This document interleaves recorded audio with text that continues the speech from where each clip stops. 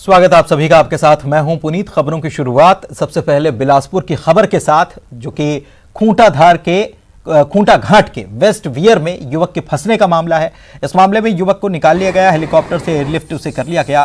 पेड़ का सहारा इस दौरान जिंदगी को मिला रहा और 15 घंटे तक एक जिंदगी पेड़ के सहारे मौत से डटकर सामना करती रही और आखिरकार मौत को मात देकर, मौत को हराकर ये जिंदगी अपनी ये व्यक्ति जीत गया, अपनी जिंदगी इसने हासिल की है। रात भर इसकी जान फंसी रही, अंधेरा, घना काला अंधेरा और इसमें केवल टॉर्च की रोशनी, और इसी के सहारे पूरी रात इस व्यक्ति ने गुजारी। वहां पर पेड़ था और उसको पकड़कर ऐसी परिस्थिति में ये खड़ा रहा, लगातार खड़ा रहा और आखिरकार इसकी जान बचा ली गई। देवदूत बनकर सेना के जवान आए और एयरलिफ्ट किया गया, लेकिन 15 घंटे बीत चुके थे। इस दौरान 15 घंटे बीत गए थे और इस व्यक्ति की हिम्मत के बल पर ही इस व्यक्ति ने अपनी जान दोबारा हासिल की है। ये कह सकते हैं कि नया जीवन इस व्यक्ति ने हासिल किया है, नया जीवन पाया है। जान बच गई। 15 घंटे तक मौत से मुकाबला चलता रहा।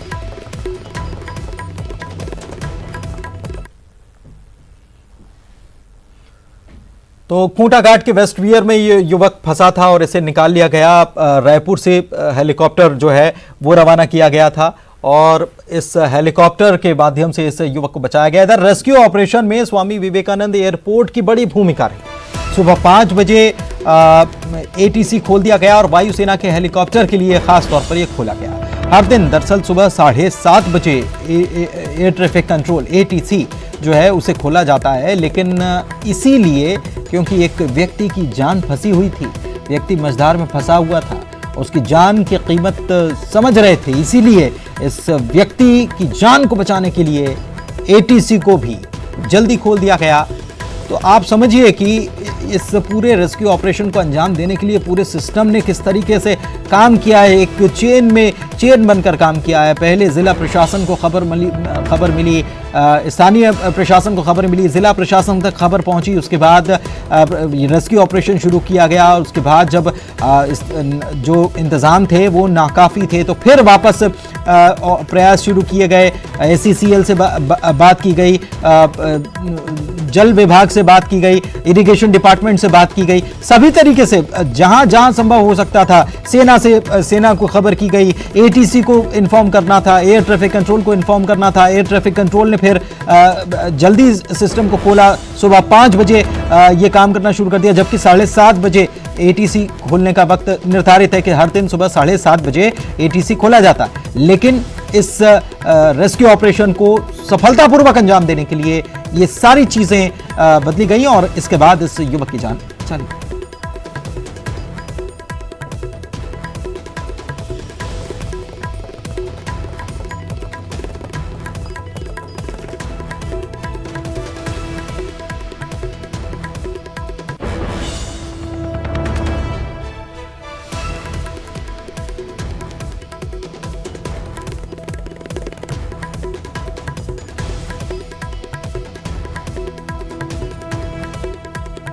ये तस्वीरें आपको दिखा रहे हैं रेस्क्यू ऑपरेशन की और साथ ही में जानकारी भी दे रहे हैं कि कैसे एटीसी को पहले खोलना पड़ा इस रेस्क्यू ऑपरेशन को अंजाम देने के लिए।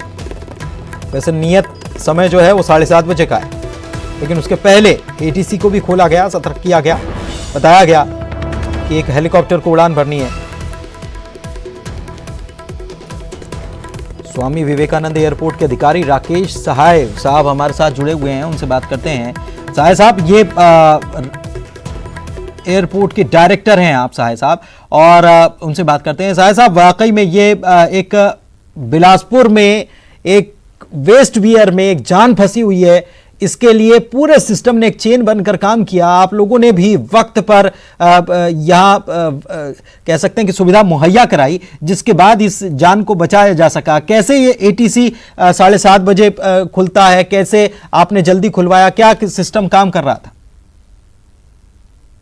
अपने मेरा पक्ष जाने के लिए फोन किया जी तो इसकी जो प्लानिंग है वो कल में ही करीब 11 बजे पूरी कर ली गई थी जी और जो रेस्क्यू ऑपरेशन के लिए भारतीय वायुसेना के साथ हम लोग लगातार संपर्क में थे और जो लोकल पुलिस है उनके साथ में।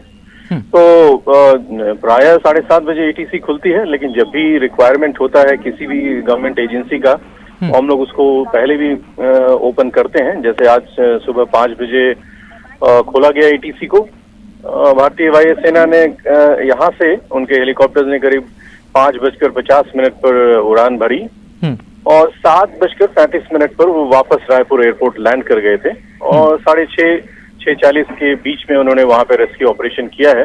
तो आपने बिल्कुल सही कहा कि बहुत सारी एजेंसीज हैं इसमें भारत सरकार की जो साथ में मिलकर समन्वय से उन्होंने काम किया है। तो उन सब के लिए आज बहुत ही अच्छा दिन है, काफी सभी लोग मोटिवेटेड फील करेंगे। बिल्कुल बिल्कुल, बहुत बहुत शुक्रिया जुड़ने के लिए, बात रखने के लिए। तो वाकई में डॉक्टर मिस्टर सहाय भी हमारे साथ जुड़े थे, राकेश सहाय, और आप भी बता रहे थे कि किस तरीके से ये पूरी कई सारी एजेंसीज ने मिलकर एक चेन की तरह काम किया है और तब जाकर ये रेस्क्यू ऑपरेशन जो है वो पूरी तरीके से मुकम्मल हो सका है। और सुकमा से खबर आपको बताएं, कोंटा नगर पंचायत क्षेत्र में शबरी नदी का पानी घुस गया है। वार्ड नंबर 15 में कुछ घरों में नदी का पानी घुसने लग गया है। आप समझिए कि कैसी यहां पर हालात हो गए हैं। स्थानीय प्रशासन को यहां पर मुनादी करानी पड़ी है और कोंटा आश्रम को स्थायी शिविर बनाना पड़ा है। लगातार बारिश यहां पर हो रही, गोदावरी भी उफान पर है और ऐसे में शबरी नदी का भी जलस्तर पहुंच गया है, जलस्तर बढ़ गया है और अलर्ट जारी कर दिया गया। बचाव के लिए टीम को भी तैनात कर दिया गया। ये तस्वीर भी हम आपको दिखा रहे हैं कि बोट भी यहां पर तैनात कर दी गई है। पूरी तरीके से जो रेस्क्यू दल है वो मुस्तैद यहां पर हो चुके हैं।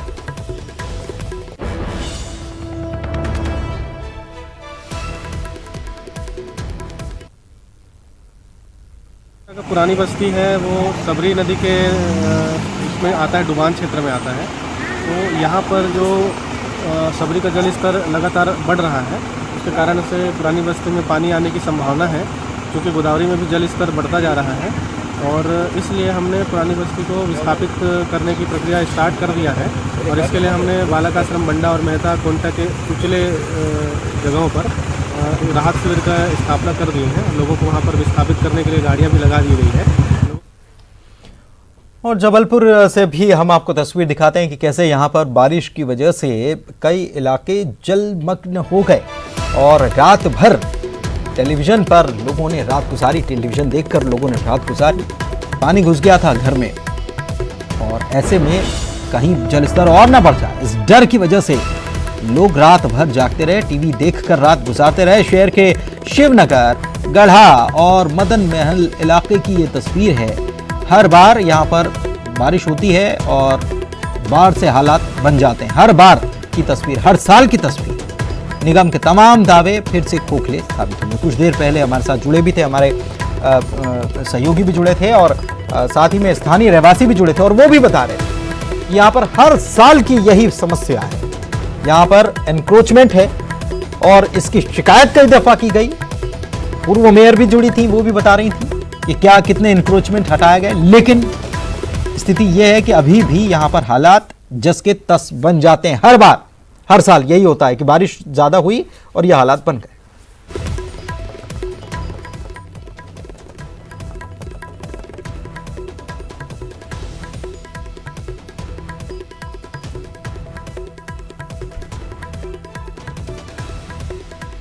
हमारे सहयोगी हमारे साथ जुड़े हुए हैं, उनका रुख कर लेते हैं। रंजना हमारे साथ भोपाल से जुड़ी हुई हैं, आनंद हमारे सहयोगी उज्जैन से जुड़े हुए हैं, प्रतीक हमारे सहयोगी जबलपुर से जुड़े हुए हैं और अन्य सहयोगी भी हमारे साथ जुड़े हैं। ममता लांजेवार रायपुर से जुड़ी हुई हैं। आप सभी का रुख करते हैं।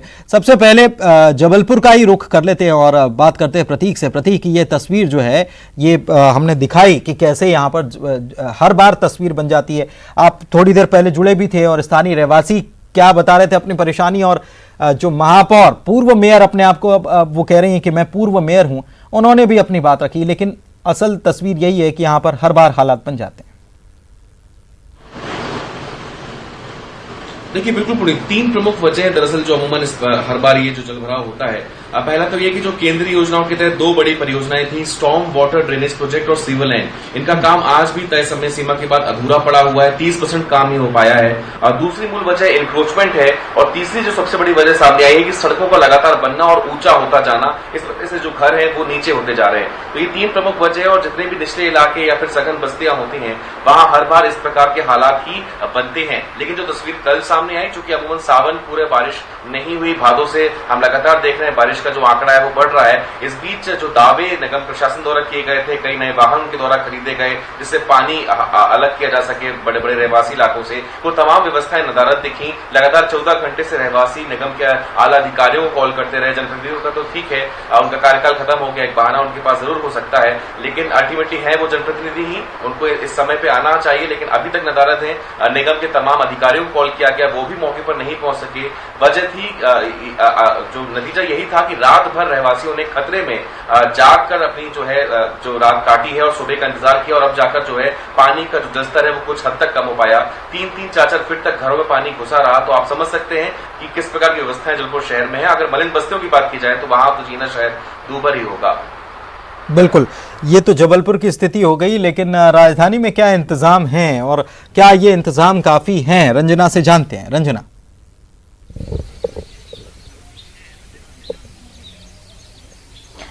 जी पुनीत, बिल्कुल राजधानी भोपाल की बात की जाए तो अभी राजधानी भोपाल को तेज बारिश का इंतजार है, क्योंकि जून में जिस तरह से झमाझम बारिश हुई थी उस तरह से जो जुलाई के महीने में नहीं देखी गई, यानी जुलाई का महीना पूरा सूखा ही बीता, और अगस्त के महीने में भी शुरुआत में जो रिमझिम बारिश हो रही है उससे अभी भी उम्मीद है कि जो तय बारिश का कोटा है यानी अगस्त महीने में वो पूरा हो सकेगा। क्योंकि अभी भी जो प्रदेश भर की बात की जाए तो अभी भी जो अगस्त महीने में तय मानसून का कोटा है वो पूरा नहीं हुआ है, यानी प्रदेश भर में अभी भी तय कोटे से 9% कम बारिश दर्ज हुई है। और उम्मीद की जा रही है कि अगस्त महीने में जो बारिश का कोटा है यानी जो तय सामान्य से जो बारिश का तय कोटा है वो पूरा हो जाए। और जहां तक एक हफ्ते पहले की बात थी पुनीत, तो एक हफ्ते पहले तक करीब 21 ऐसे जिले थे जहां पर सामान्य से कम बारिश हुई थी, लेकिन अगस्त के महीने में जिस तरह से बारिश हो रही है उससे सामान्य से कम बारिश वाले जिलों की संख्या में कमी हो गई, यानी अब 13 ऐसे जिले बचे हुए हैं जहां पर सामान्य से कम बारिश दर्ज हुई है, जिसमें ग्वालियर, टीकमगढ़, धार, गुना,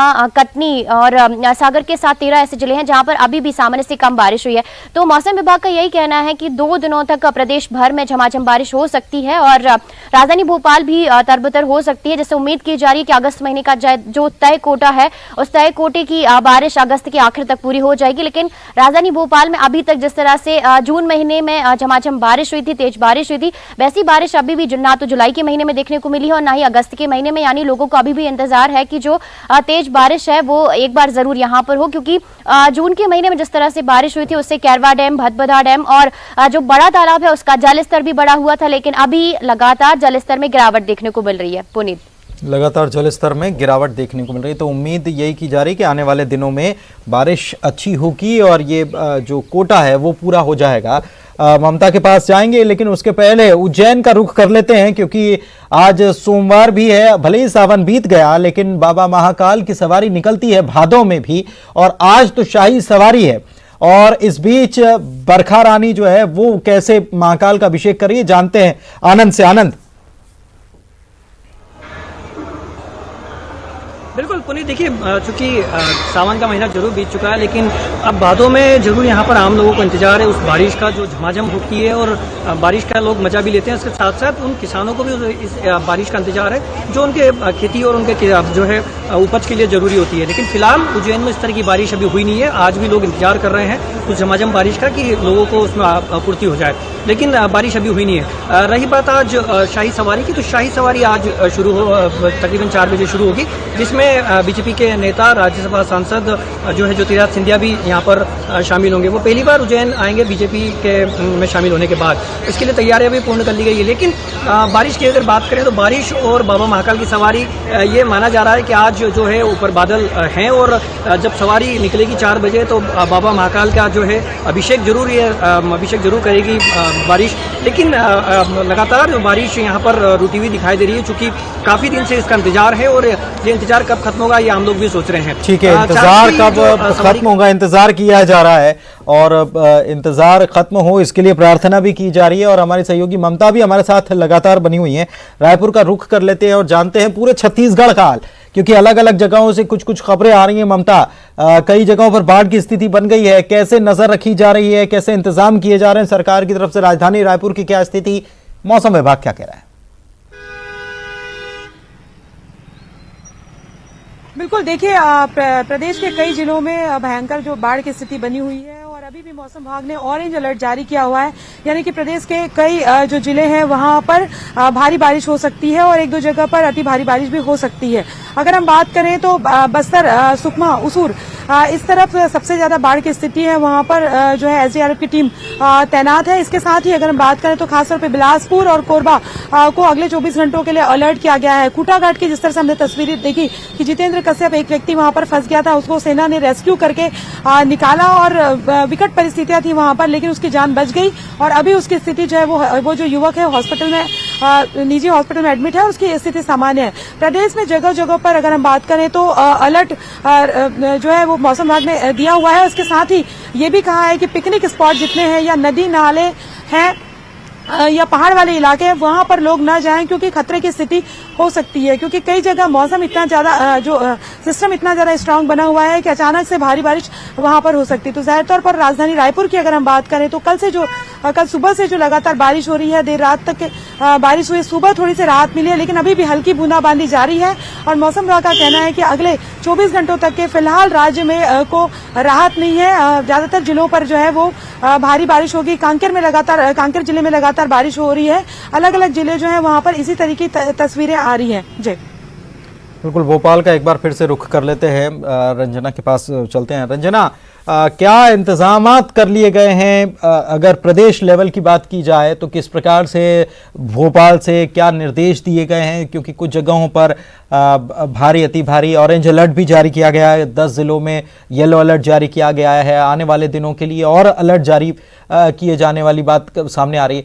क्या इंतजाम किए गए हैं बाढ़ से, आपदा से निपटने के लिए? जबलपुर से हमने देखा कि वहां तो कॉलोनियों में बहुत पानी भरा हुआ है, लोग बड़ी मुश्किल से वहां पर रात गुजार रहे हैं।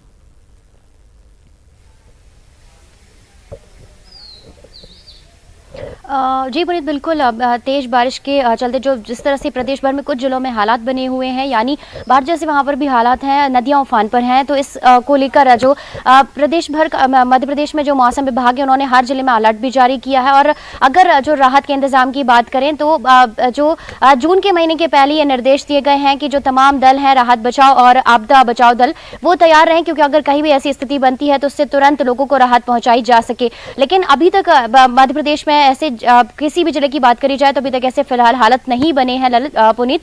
लेकिन फिर भी अगर राजधानी भोपाल की बात करी जाए तो यहाँ पर जिस तरह से नालों के चैनलाइजेशन की बात कही गई थी या नालों की साफ सफाई की बात कही गई थी, तो उस तरह की साफ सफाई जो बारिश की शुरुआत से पहले देखने को नहीं मिली। यानी राजधानी भोपाल की बात करी जाए तो यहाँ पर 400 से ज्यादा छोटे और बड़े नाले हैं, लेकिन उनकी साफ सफाई के इंतजाम की बात करी जाए तो सिर्फ और सिर्फ वो खाना पूर्ति ही की गई है। यानी अगर यहाँ पर तेज बारिश होती है और बाढ़ जैसे हालात बनते हैं तो शायद जो इंतजाम है उसकी पोल जरूर खुल सकती है। यानी जो नालों की बहुत बेहतर साफ सफाई ना होने के चलते यहाँ पर बहुत जो मुश्किल है वो जरूर खड़ी हो सकती है। जैसे कि बीते सालों में जब तेज बारिश हुई थी और उसके बाद बाढ़ जैसे हालात बने थे तो बहुत ज्यादा मुश्किल यहाँ पर देखने को मिली थी। यानी बार बार इस तरह के हालात बने के बावजूद भी जो नालों की साफ सफाई है, नालों का रख रखाव है, जो चैनलाइजेशन है, वो इंतजाम अभी भी नाकाफी दिखाई दे रहे हैं। शुक्रिया आप सभी का बहुत बहुत इस तमाम जानकारी के लिए। तो बारिश ने जिंदगी की रफ्तार को कई जगहों पर रोक लिया, कई जगहों पर इंतजार किया जा रहा है, उज्जैन में इंतजार किया जा रहा है। रंजना भी बता रही हैं कि जो कोटा है अभी